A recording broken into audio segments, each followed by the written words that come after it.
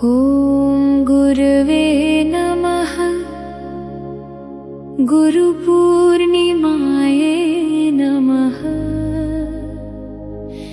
ज्ञानप्रदीपाय नित्यं नमो नमः।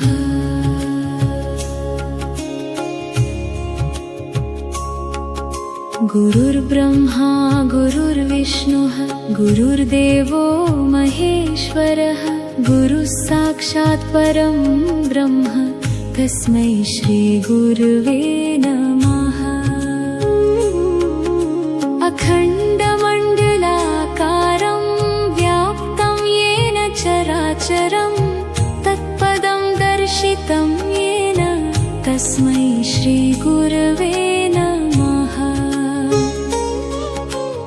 अज्ञानतिमिरान्धस्य ज्ञानाञ्जनशलाकया चक्षुरुन्मीलितं येन तस्मै श्री गुरवे नमः।